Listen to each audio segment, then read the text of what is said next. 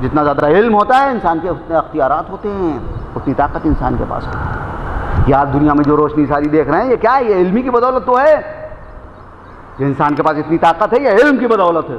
جتنا زیادہ انسان کا علم بڑھ رہا ہے اتنی زیادہ انسان کے پاس طاقت آ رہی ہے۔ انگلی کے اشارے سے پورے شہر کو روشن کر لیتا ہے، پوری دنیا کو روشن و منور کر دیتا ہے، چشم زدن میں جہاں چاہتا ہے پہنچ جاتا ہے۔ یہ علمی کی بدولت تو کر رہا ہے سب۔ جو کام 10 آدمی مل کے کرتے تھے مشین پہ ایک آدمی اکیلے کر لیتا ہے، کمپیوٹر پہ بیٹھ کے ایک آدمی اکیلے کر لیتا ہے۔ ہو رہا ہے نہیں ہو رہا ہے سب یہ کیا؟ یہ سب علم کی بدولت انسان تک، اور انسان کی طاقت پیدا ہو جا رہی ہے۔ اس طاقت کا استعمال انسان کر رہا ہے، آپ کے سامنے ہے ساری دنیا میں اس روشنی۔ تو علم جتنا انسان کا بڑھتا ہے انسان کے پاس اتنی طاقت بڑھتی جاتی ہے۔ یاد رکھیے کہ یہ صلاحیت صرف انسان کو اللہ نے عطا کی ہے، جانوروں کو یہ صلاحیت نہیں، اسی لیے یہ ممتاز ہیں حیوان سے۔ حیوان کبھی عالم ہوتا ہے؟ نہیں ہو سکتا۔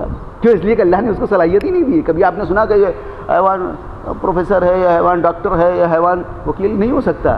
اللہ نے یہ صلاحیت صرف انسان کو عطا کی ہے۔ بس ایک لفظ میں عرض کروں گا آپ کی خدمت میں، یاد رکھیے حیوان عالم نہیں ہو سکتا۔ کیوں؟ اس لیے کہ اللہ نے اسے یہ صلاحیت نہیں عطا کی ہے۔ حیوان کبھی عالم نہیں ہو سکتا، مگر ایمان کے بغیر عالم حیوان ہو سکتا ہے۔ ایمان کے بغیر عالم حیوان ہو سکتا ہے۔ اب عالم ظاہر سی بات ہے کہ اگر کوئی سائنٹسٹ ہے تو اسے عالم نہیں کہیں گے، اب کوئی ڈاکٹر ہے تو اسے عالم نہیں کہیں گے، کوئی انجینئر ہے تو اسے عالم نہیں کہیں گے، عالم ہے۔ تو ایمان کے بغیر عالم حیوان ہو سکتا ہے، بلکہ مجھے کہنے دیجیے کہ یہ اور خطرناک ہو جاتا ہے انسان تو حیوان، مگر علم آ جانے کے بعد یہ بہت خطرناک ہو جاتا ہے انسان، درندہ ہو جاتا ہے، درندہ۔ اور اس منزل کو میں اکثر عرض کرتا ہوں کہ یاد رکھیے یہ درندہ بھی اپنی سن کے لیے درندہ نہیں ہے۔ بھیڑیا بھیڑیے کے لیے بھیڑیا نہیں ہے، بھیڑوں کے لیے بھیڑیا ہے، مگر یہ انسان خود اپنی سن کے لیے بھیڑیا بنا ہوا ہے۔ اچھا اس جانور کو دیکھیے کہ وہ شکار کرتا ہے تو ایک آدھ بس اپنی ضرورت کے مطابق شکار کرتا ہے، لیکن یہ انسان بستیوں کی بستیاں اجاڑ دیتا ہے، ایک ساتھ میں لاکھوں انسانوں کو لقمہ اجل بنا دیتا ہے۔ یہ کتنا بڑا درندہ ہے۔ یہ کیا ہے؟ اصل میں ایمان نہ ہونے کی وجہ سے علم ہے، اور علم کی وجہ سے طاقت ہے، تو یہ طاقت کا غلط استعمال ہو رہا ہے۔ اگر ایمان بھی ہو تو اس طاقت کا صحیح استعمال ہے۔ بھائی یاد رکھیں کہ علم انسان کو طاقت عطا کرتا ہے، انسان کی خدمت کرتا ہے، ایمان انسان کی اصلاح کرتا ہے، ایمان اس طاقت کا کنٹرول رکھتا ہے۔ ایک صلوات دیجیے محمد وعلی محمد پر۔ دونوں چیزوں کا ہونا ضروری ہے۔ ایسی بات ہے کہ ایمان کا اللہ پر جب یقین ہو، جب اللہ پر عقیدہ ہوگا، اللہ کو خالق و مالک مانے گا، تو اس طاقت کا کبھی غلط استعمال نہیں ہوگا۔ یعنی یہ کہ طاقت ہے تو غریبوں کو ستایا جائے، دوسروں پر ظلم کیا جائے، جیسا کہ بعض لوگوں کا خیال تھا کہ غریبوں کو تو جینے کا حق ہی نہیں ہے۔ بس بات تمام کرو، غریبوں کو تو جینے کا حق ہی نہیں ہے، صرف بڑے لوگوں کے جینے کا حق ہے۔ غریب تو اس لیے پیدا ہوئے کہ بس بڑے لوگوں کی خدمت کرے اور مر جائے، نتیجہ نہیں تو کیا ہے، مر جائیں۔ یہ صرف علم میں ایمان نہیں ہے، فرمایا نہیں۔ اور سعدی نے بھی یہی چیز کہی کہ میں وہ بھیڑ نہیں ہوں جس کے ڈنگ سے لوگ رویا کریں، میں وہ چیٹی ہوں جسے لوگ پیروں سے رون دیتے ہیں، مسل دیتے ہیں۔ میں اللہ کی نعمت پر اس کا شکر کیوں کرنا ادا کروں کہ میں کسی کو طاقت پہنچانے کی، کسی کو اذیت پہنچانے کی طاقت نہیں رکھتا۔ اور بھائی سوال یہ ہے کہ جب آپ کسی کو طاقت پہنچانے کی، اذیت پہنچانے کی طاقت نہیں رکھتے اور اذیت نہیں پہنچاتے تو کمال کیا ہے؟ کمال کیا ہے؟ ایک عالم دین نے اس کے جواب میں بالکل کہا کہ بھائی اگر انہیں کہنا ہی تھا تو انہیں یہ کہنا چاہیے تھا کہ نہ میں وہ بھیڑ ہوں جس کے ڈنگ سے لوگ رویا کریں، نہ میں وہ چیٹی ہوں جسے لوگ پیروں سے رون دیتے ہیں۔ میں اللہ کی اس نعمت پر شکر اس کا کیوں کرنا ادا کروں کہ میں طاقت تو رکھتا ہوں مگر کسی کو اذیت نہیں پہنچاتا۔ ایک صلوات دیجیے محمد وعلی محمد پر۔ چنانچہ اسلام میں آپ دیکھ لیجئے کہ جس کے پاس اسلام میں آپ دیکھ لیجئے کہ جہاں طاقت ہے وہاں طاقت کا کیا غلط استعمال، جہاں ایمان ہے وہاں طاقت کا غلط استعمال کبھی نہیں ہوا، کبھی نہیں ہوا۔ اسلام نے کبھی آفنس کا اختیار ہی نہیں دیا کسی کو، ہمیشہ اسلام ڈیفنس کا اختیار دیا گیا۔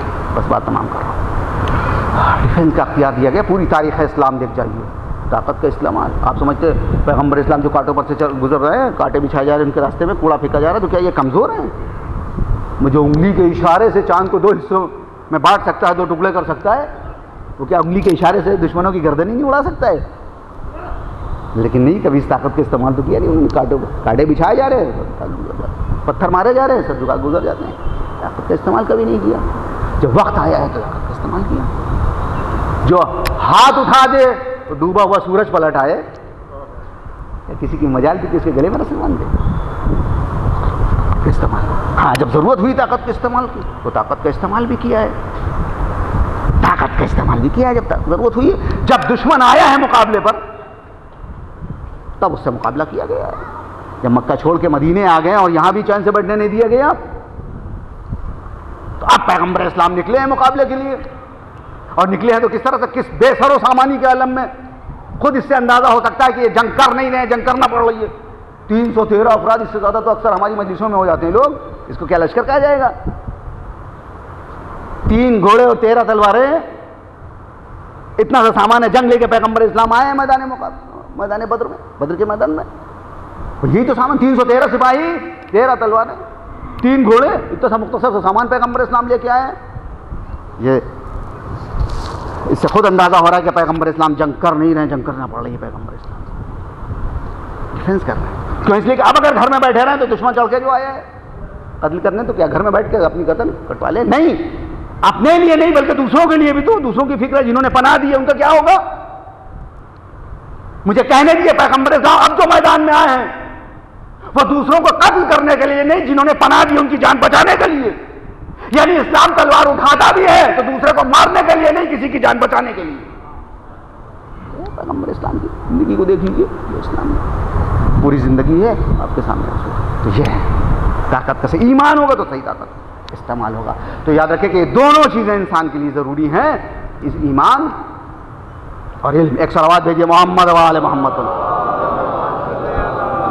اور یہ دونوں چیزیں انسان کو جب حاصل ہوں گی کہ جب باب مدینۃ العلم سے وابستہ رہے اور کل ایمان کا دامن اپنا، اور کم سے کم جو باب مدینۃ العلم سے وابستہ ہے، جو اپنے کو کل ایمان کا غلام، تو وہاں تو یہ دونوں چیزیں بہرحال ہونا چاہیے. علم اور ایمان، یہ دونوں چیزیں انسان کے لیے بے حد ضروری. اور بس انسان کے جب آنکھ بند ہوئی اس دنیا سے رخصت ہوتا ہے تو قبر ہی سے ایمان کا سلسلہ شروع ہو جاتا ہے.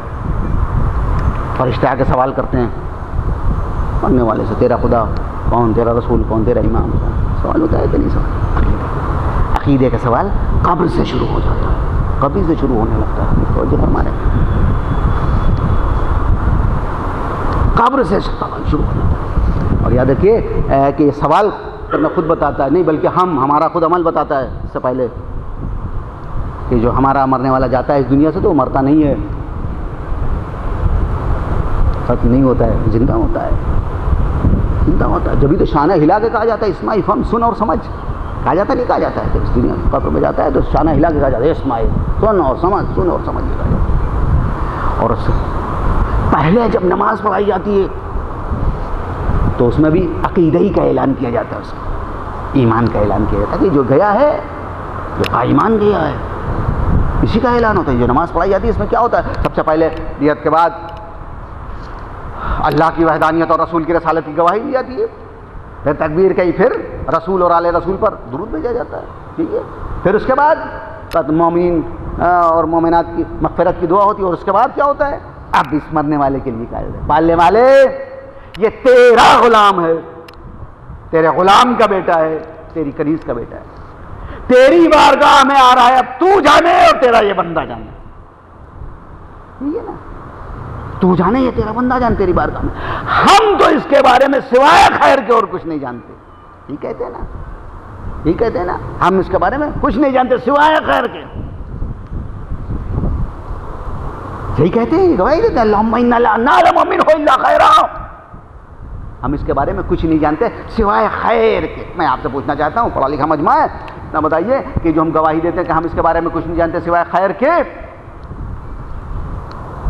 تو یہ گواہی صرف اس کے بارے میں نہیں دیتے جس کو ہم جانتے ہیں، اور جس کو جانتے ہیں اس کے بارے میں بھی. اب خاطی انسان ہے، ہم سے خطائیں ہوتی ہے، یہ تھوڑی کہ معصوم ہے ہم سے خطا نہیں ہوگی. ہو سکتا ہے کبھی غلط بیانی بھی ہو سکتا ہے کہ کبھی غیبت کرتے ہوئے بھی آپ نے دیکھا ہو، لیکن اب اس کے بعد کہہ رہے ہیں کہ ہم سوائے خیر کے نہیں جانتے کچھ.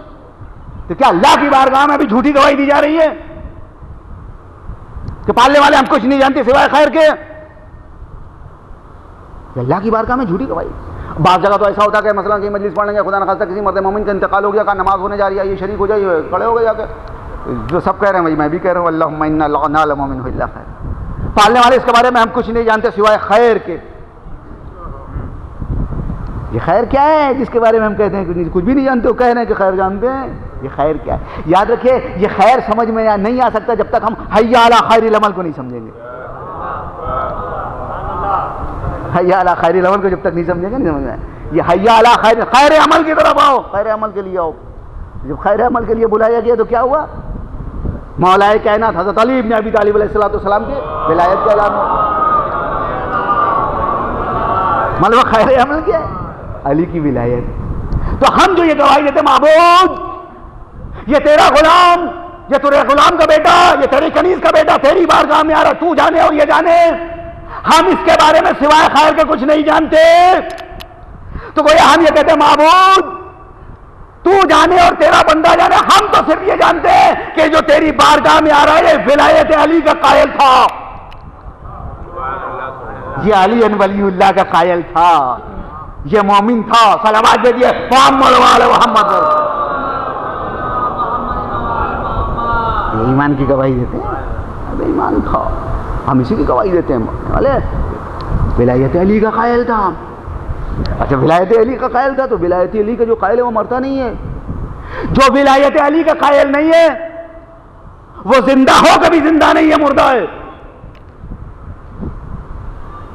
جو ولایت علی کا قائل نہیں ہے وہ زندہ ہو کے بھی مردہ ہے, اور جو ولایت علی کا قائل ہے وہ مر کے بھی زندہ ہے. کہ میں خطابت نہیں کر رہا ہوں, قرآن پڑھ رہا ہوں. صلوات بھیجیے محمد وعلی محمد پر. ارشاد ہوتا ہے یا ایھا الذین آمنوا استجیبوا للہ وللرسول اذا دعاکم لما یحییکم. اے وہ لوگوں جو ایمان لائے ہو, اللہ اور رسول کی آواز پر لبیک کہو جب وہ تمہیں پکارے تاکہ وہ تمہیں زندگی عطا کریں. تفسیروں میں دیکھیں تو ہمارے پانچویں امام محمد باقر علیہ السلام ارشاد فرماتے ہیں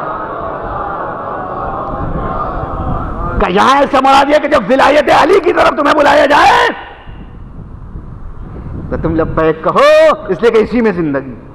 ولایت علی کی, ولایت علی حیات کا نام, زندگی کا نام. مولا فرماتے ہیں اس آیت کی تفسیر میں پہنچ نہیں, قرآن سے میں دوسری دلیل دے سکتا ہوں کہ مومن کو قرآن نے زندہ کہا ہے.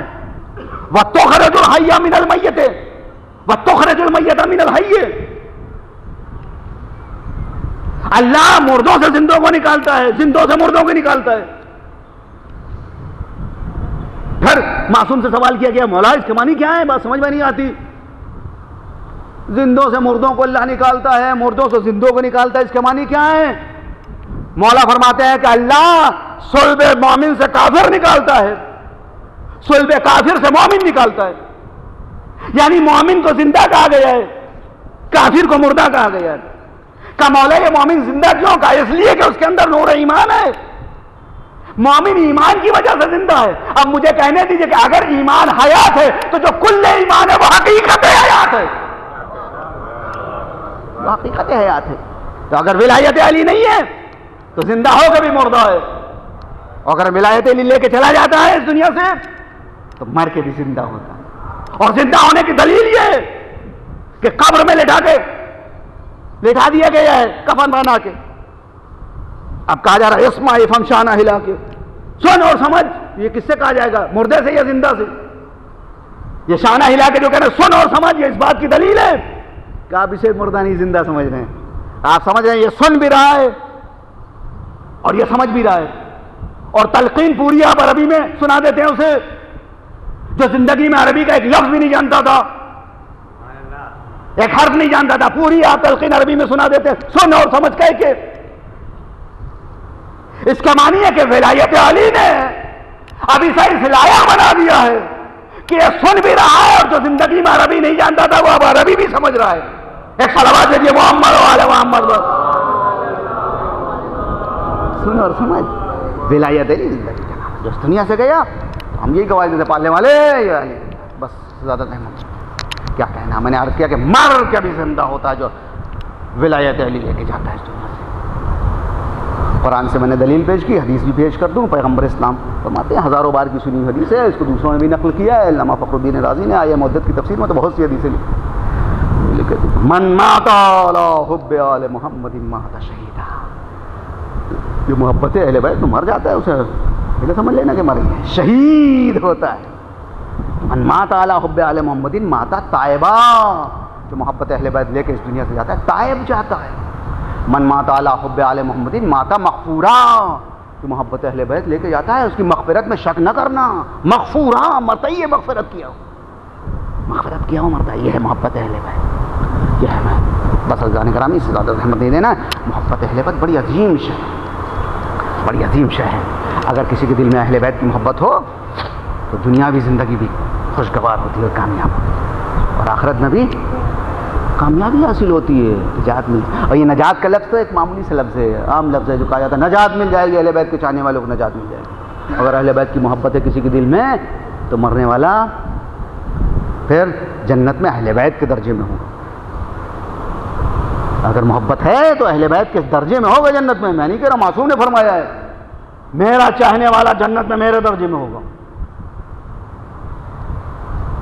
اب ان کے درجے میں ہوگا اس کے یہ معنی تھوڑی کہ ان کا برابردار ہو جائے گا، ان کے جیسا ہو جائے گا. اس کے بعد بھی وہ جب بڑی شخصیتیں کہیں جاتی ہیں تو ان کے ساتھ ان کا غلام اور نوکر چاکر بھی تو جاتے ہیں. تو غلام کی حیثیت سے صحیح، مگر ان کے چاہنے والے جنت میں ان کے درجے میں. معصوم نے فرمایا. میں ذہنوں کے چھوٹے بھائیوں کے ذہنوں کے قریب پہنچنے کے لیے میں دوسری مثال دے دوں.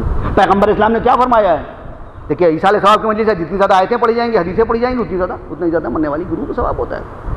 پیغمبر اسلام نے فرمایا کہ اہل بیت کی مثال کشتی نوح جیسی ہے، جو اس پر سوار ہو اس کے لیے نجات ہے. تو میں آپ سے پوچھتا ہوں، یہ بتائیے اگر کبھی کشتی کا سفر کیا ہو تو آپ کو اندازہ ہوگا جب کشتی میں آپ بیٹھتے ہیں تو کیا ہوتا ہے؟ جہاں کشتی جاتی ہے وہیں تو کشتی میں بیٹھنے والا جاتا ہے. یہ تو ہوتا نہیں کہ کشتی کہیں جائے، جو کشتی میں بیٹھا ہے وہ کہیں اور جائے گا. حضور نے فرمایا کہ کشتی اہل بیت نجات کا ذریعہ ہے، جو اس پر سوار ہو اس کے لیے نجات ہے. تو جو کشتی اہل بیت پر آ گیا تو یہ کیسے ممکن ہے کہ کشتی کہیں اور جائے؟ چاہنے والے کہیں اور وہیں جائیں گے جہاں کشتی جائے گی. بس عزیزان گرامی یہ ہے محبت. اور اگر آپ کو محبت ہوگی اہل بیت سے تو یہ نہیں ہو سکتا کہ انہیں محبت نہ ہو. محبت کبھی ایک طرفہ نہیں. اگر آپ کو محبت ہے تو ان کو بھی محبت ہوگی، ہمیں محبت ہے تو ان کو بھی ہم سے. اسی لیے تو کہا ہم ہر موقع پر آ جائیں گے، رضا کے عالم میں بھی آ جائیں گے، قبر کی تاریکی میں بھی آ جائیں گے، پل صراط میں ملیں گے، ہر جگہ. معصوم نے فرمایا بڑے کریم ہیں وہ جن سے محبت کرتا ہے، بڑے غلام نواز ہیں وہ. آ کے آپ دیکھیے کربلا کے میدان میں کہ اگر چاہنے والے ایسے ہیں کہ مولا فخر کرتے ہیں جیسے صاحب مجھے ملے کسی کو نہیں ملے، اور مولا چراغ گل کر کے جب کہتے ہیں کہ چلے جاؤ جسے جانا ہو شب کی تاریکی میں، وہ کہتے نہیں مولا نہیں جا سکتا، کب تک آزمائیں گے آپ ہمیں؟ کہا نہیں جاؤ چلے جاؤ، بیعت اٹھا لیتے ہیں، چراغ گل کر دیا آپ چلے جاؤ. نہیں جا سکتے، کب تک آزمائیں گے؟ چاہنے والے ایسے ہیں کہ موقع دیا جا رہا ہے جاؤ جسے جانا ہے چلا جائے. یہ کہ کیا کہہ رہے ہیں؟ نہیں.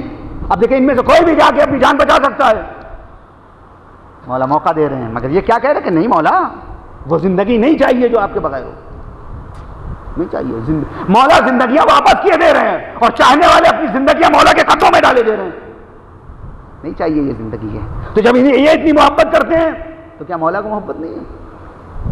شاید یہی وجہ ہے کہ جب کسی جانثار نے، جب بھی کسی جانثار نے آواز دیا آقا میری مدد کیجیے، تو مولا نے یہ نہیں کیا کہ کسی صحابی کو بھیج دے. جب تک حبیب زندہ ہے، مسلم زندہ ہے، بھیج دیتے کہ حبیب تم ذرا اس جانثار کے سرانے چلے جاؤ، تم اس مسلم اس کے سرانے چلے جاؤ. یا عباس سے کہہ دیتے عباس تم چلے جاؤ، علی اکبر تم اس کے سرانے چلے جاؤ. نہیں تاریخ میں نہیں ملتا کہ مولا نے کسی کو بھیج دیا تم چلے جاؤ. خود جاتے ہیں مولا ہر ایک کے سرانے. اچھا حبیب کے سرانے خود چلے جائے، مسلم کے سرانے خود چلے جائیں، جون کے سرانے کسی کو بھیج دیں. اور تو ابھی آیا ہے ادھر سے نکل کے ادھر، اور کے سرانے نہ جائیں کسی کو بھیج دیں. لیکن میں یہ دیکھتا ہوں کہ مولا ان دو جانثاروں کے ساتھ تو خصوصیت برتتے ہیں. ہر ایک کے سرانے پہنچے، جس نے آواز دی اس کے سرانے مولا پہنچے، سرانے جا کے بیٹھ گئے، سر کو زانو پر رکھا، وصیتیں سنی. جب اس نے دم توڑ دیا تو مولا اس کی لاش لے کے خیمے تک آئے، ہر ایک کے سرانے پہنچے. مگر جان اور ہور کے ساتھ تو خصوصیت برتی مولا نے، خصوصیت برتی مولا نے. کیا جان نے صرف اتنا کہہ دیا تھا، اے آقا میں سمجھ گیا مرنے کی اجازت کیوں نہیں دے رہے ہیں، میں حبشی ہوں، آپ نہیں چاہتے کہ میرا سیاہ خون بنی ہاشم کا خون میں ملے، مگر آقا میں اپنا خون علی اکبر کے خون میں ملا کے رہوں گا. نہ جانے کس خلوص سے کہا تھا اور کس جذبے کے تحت کہا تھا. مولا نے پہلے تو پڑھ کے جان کو سینے سے لگا لیا. اے جان تم نے سوچ کیسے لیا کہ میں اس لیے تمہیں اجازت نہیں دے رہا ہوں، میں تو اس لیے اجازت نہیں دے رہا تھا کہ تم میرے ساتھ آ گئے تھے، اس لیے کہ آخری دن تمہارے کچھ ذرا آرام سے گزر جائیں گے، اس لیے میں تمہیں جانے چاہتے تو جاؤ. اب میں جان تو جان کے ساتھ خصوصیت مولا نے برتی. کیا جب جان نے کہا اے آقا میری مدد کیجئے تو جان کے سرانے پہنچے تو کیا کیا مولا نے؟ رخسارے پر رخسارہ رکھ دیا ہے اور ہاتھ بلند کے پالنے والے جان کے چہرے کو روشن کر دے. چنانچہ جب بنی اسد شہداء کی لاشیں دفن کرنے کے لیے آئے اور چوتھا امام بیجاز پہنچے تو بنی اسد نے پوچھا اے آقا یہ کس کا لاشا ہے جو 14ویں کے چاند کی طرح چمک رہا ہے؟